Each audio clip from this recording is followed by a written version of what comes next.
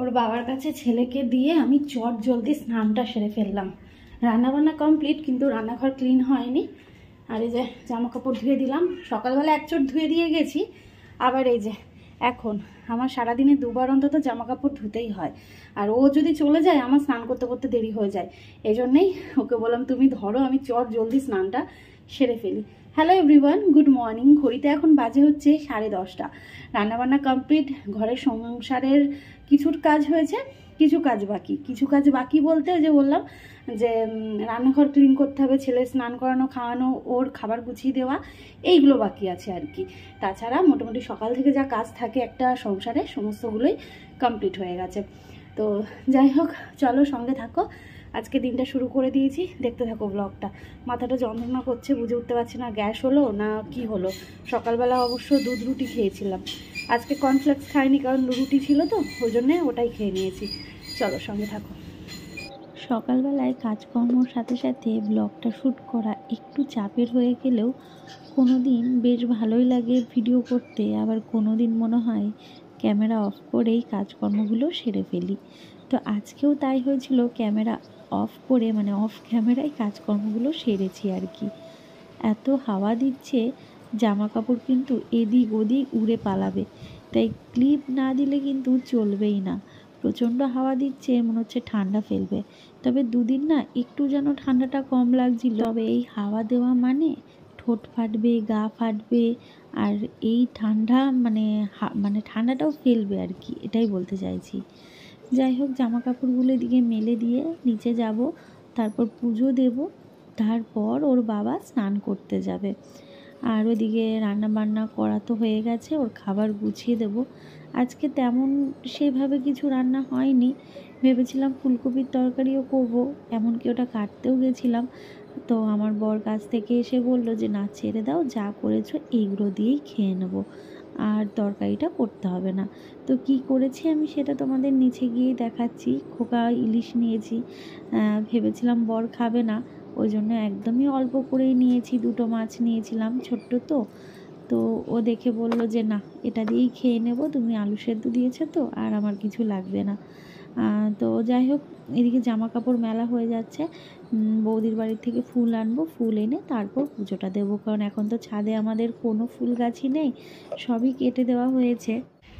গাছটা এদিকে শুকিয়ে গেছে, যেহেতু গাছের গোড়াটা ওখান থেকে কেটে দিয়েছে, কারণ এখানে না সাপ ছিল জানো তো, ওই জন্যে এই গাছটা কেটে দিয়েছে। কারণ যদি কিছু বেয়ে ওঠে, তোমরাও অনেকে বলেছিলে, ভালো তো লাগছিল, কিন্তু ওই জন্যেই কেটে দিয়েছে।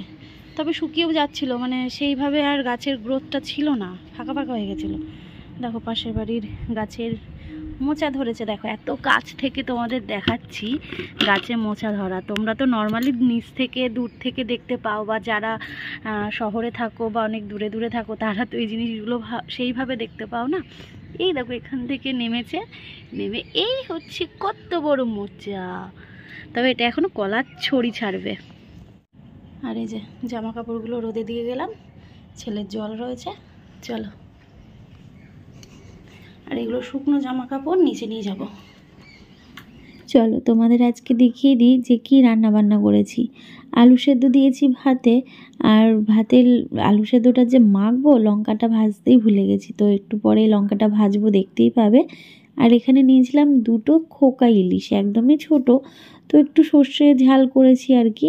আর এখানে রয়েছে সমস্ত সবজি দিয়ে পালং শাকের একটু গ্রেভি মতন তরকারি, আর রয়েছে ডাল সেদ্ধ। আর হ্যাঁ, ডিম সেদ্ধটাও দিয়েছি, কিন্তু তোমাদের দেখাতে পারিনি। আমারটা খেয়ে নিয়েছি আর ওর জন্য রেখে দিয়েছি। প্রতিদিনই আমাদের ডাল সেদ্ধ ডিম সেদ্ধটা দিতেই হয়।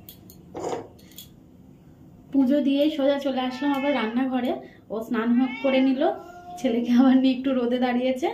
আমি এদিকে লঙ্কা ভাজবো। আলু সেদ্ধ দিয়েছি, কিন্তু লঙ্কা ভাজতে ভুলে গিয়েছি।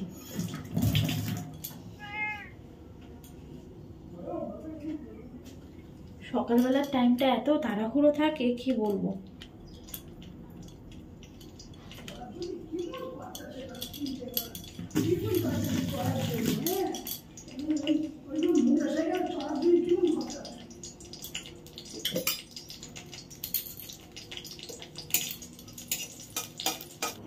ছেলেকে এই ঘরেই ঘুম পাড়ালাম, কেন বলো? দেখো এটা যে নিয়ে যাবে, নিয়ে যেতে ভুলে গেছে কাজে। অ্যাকচুয়ালি ও যখন কাজে যাচ্ছিল আমি ছেলেকে তেল মাখাচ্ছিলাম, দুজন এসেছিলো আইব্রো আর হেয়ার কাটিং করার জন্য।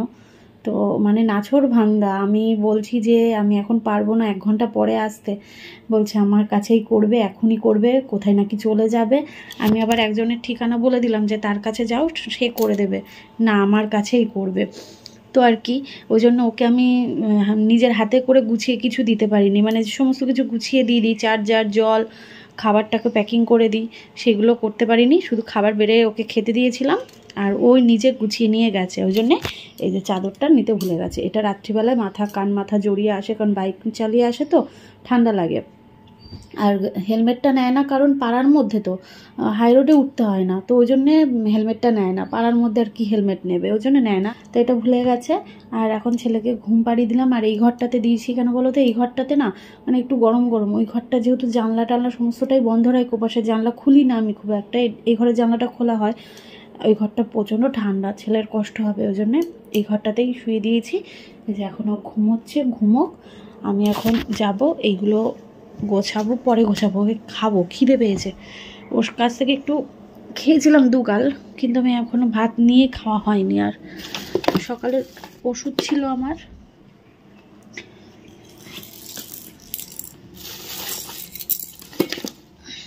চলো ছেলে দিকে ঘুমোক, প্রচণ্ড খিদে পেয়েছে। এদিকে কিছু জিনিসপত্র রয়েছে, এই যে এগুলো পরে গোছাবো। আর কি রান্না করেছি তোমাদের তো দেখিয়েছি, আর শেয়ার করলাম না। চলো খেয়ে নিই ভাতটা বেড়ে। রোদে বসে ভাত খাওয়ার মজাই আলাদা। আরও বেশি ভালো লাগে কি জানো তো, রোদে বসে আচার খেতে। রোদে চুলটা যেন হালকা লালচে লালচে লাগছে, দেখো মনে হচ্ছে যেন সেই কালার করা থাকলে যেরকম হয় না, যে রোদে আলোতে গেলে যে একটা লালচে লালচে শাইনিং দেয়, দেখো সেরকম লাগছে না। কিন্তু আমি কিছু করিনি, কেন হচ্ছে কি জানি। বসলাম রোদের মধ্যে, মানে খেলাম, এখানে বসেই খেয়েছি। খেয়ে নিয়ে এখন এটো মুছে বাসন রেখে মাজিনি, এখনও পরে মাজবো। এখানে নিয়ে নিলাম লেবু, এই লেবুটা অনেক দিন ধরে রয়েছে, সেই 4টে লেবু এনেছিল, ওইগুলো খাওয়া হয়ে গেছে, আর একটাই পড়েই রয়েছিল।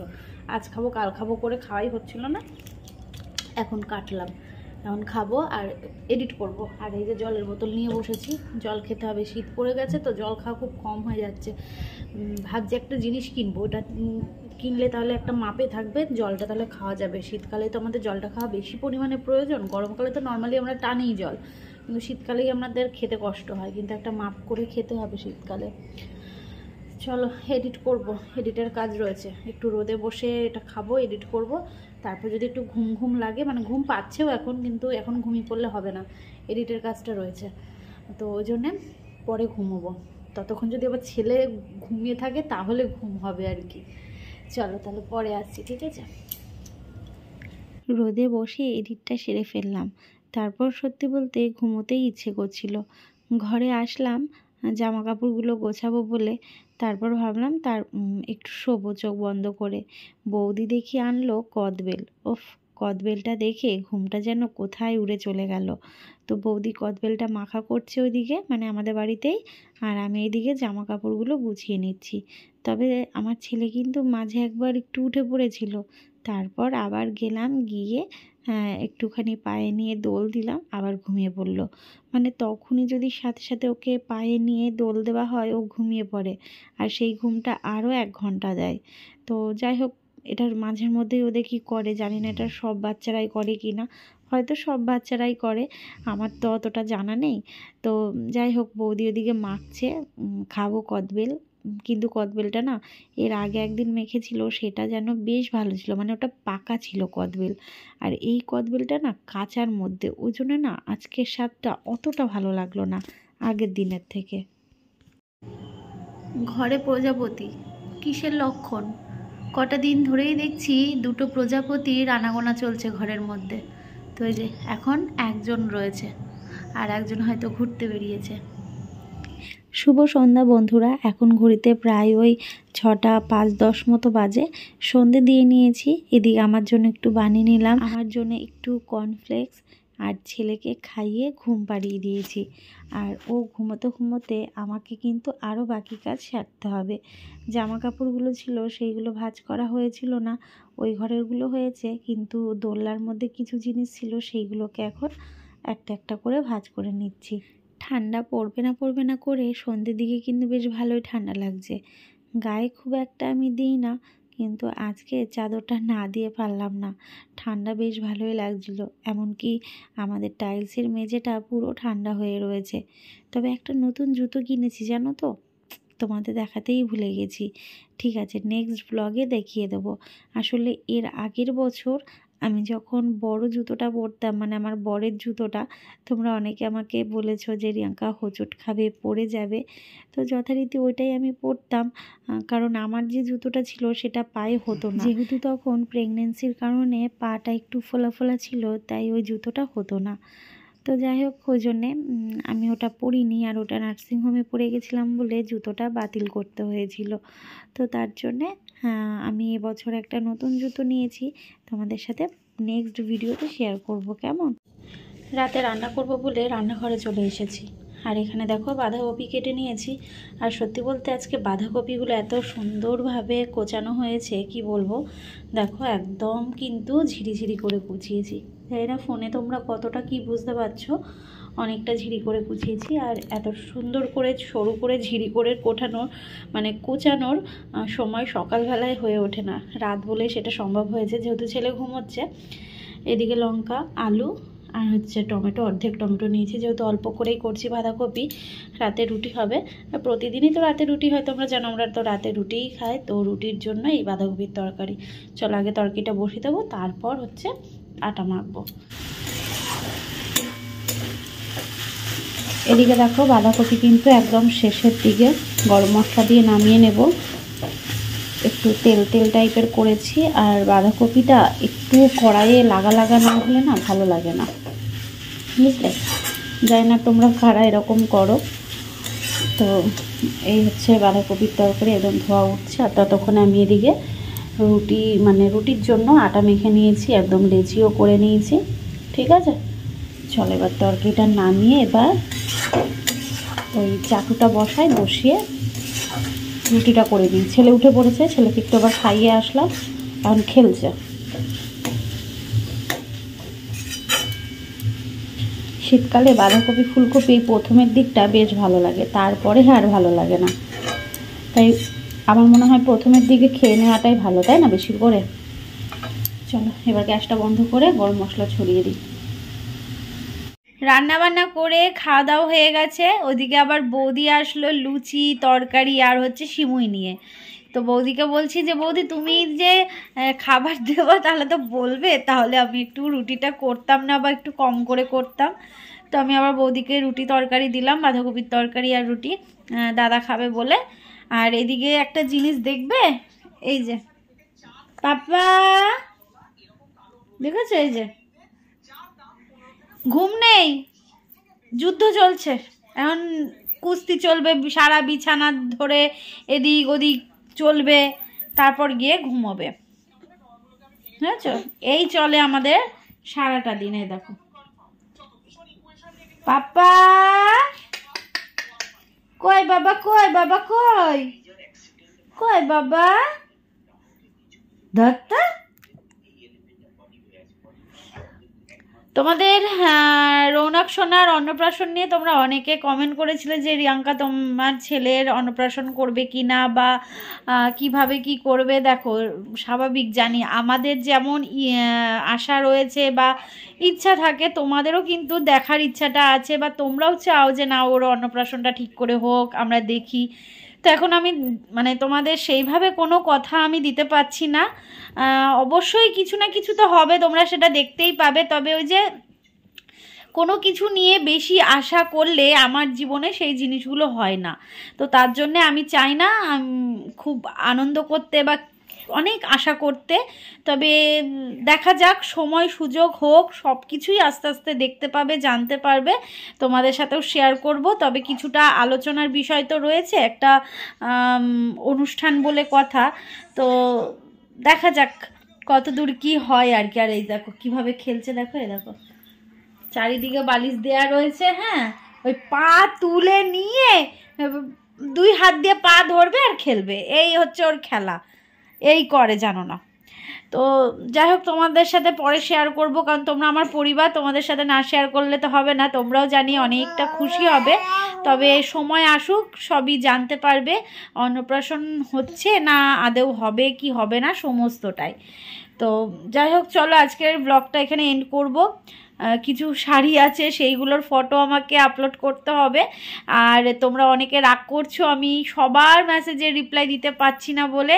তো অ্যাকচুয়ালি কি হচ্ছে বলো তো, যখন আমি মেসেজগুলো দেখছি যেগুলো আমার সামনে পড়ছে সেইগুলোকে আমি রিপ্লাই দিচ্ছি, বা যারা আগে করে রাখছো তারপরে যারা করছে তাদের রিপ্লাইটা আগে পেয়ে যাচ্ছে, আর যারা আগে করছো তাদেরটা অনেক নিচে চলে যাচ্ছে হোয়াটসঅ্যাপে।